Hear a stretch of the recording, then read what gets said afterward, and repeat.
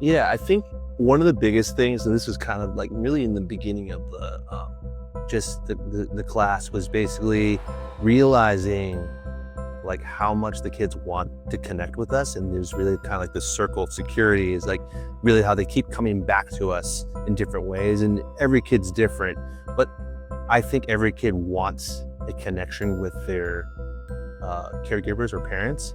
And I guess having that awareness that like even when there's things that I think are like bad behaviors, that really means something that's actually a good thing. They just don't know how to give actions or language towards those things. I think for me, one of those things is that the kids always come back, and that was something I wasn't consciously aware of beforehand. And so it kind of felt like I was having whiplash all the time, and that I could never get out of this cycle, and it was never ending. And now that I see the purpose or the reason behind it, it's way easier to go through that cycle. And being a foster parent, something we talked about in the group last week was that our kids that have trauma have a smaller circle, and just being aware of that has really helped me have more peace when I'm home with the kids.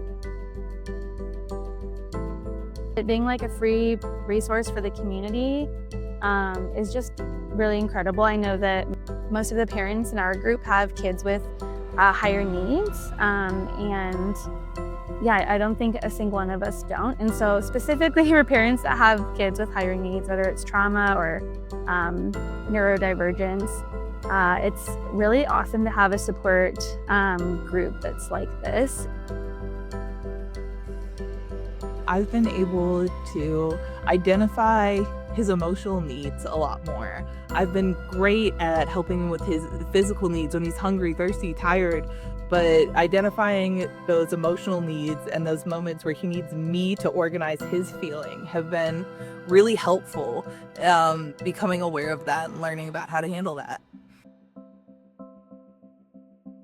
For a parent specifically who is struggling, I would say this gives you a language, a context to understand that you're not alone, that it's totally natural and totally normal to struggle as a parent. And we don't learn this stuff about really how to parent and how to, we kind of like build the plane by flying it. So to be able to have different techniques and strategies and more of an awareness can help normalize that this is a hard thing to do being a parent, but also to understand what really is going on with your child and then how to appropriately meet them where they are. This really matters. This really makes a difference. And also removing the barriers of like food. There are a lot of us that are food insecure, and to just like take that out of the equation, not needing to find a babysitter, just like really removing any of the possible obstacles so that we have access to this. It is really changing lives. And so this feels intensely important, and it feels good to understand that there are people and organizations that are supporting us as parents at a micro level so that we can make change in a macro level.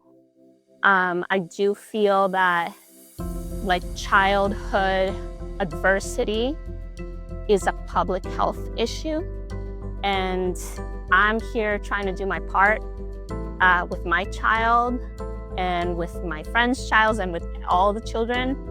And you have provided me with a way to do that better. A huge thank you for United Way. You're giving tons of people great opportunities to become the best parent, the best caretaker they can be.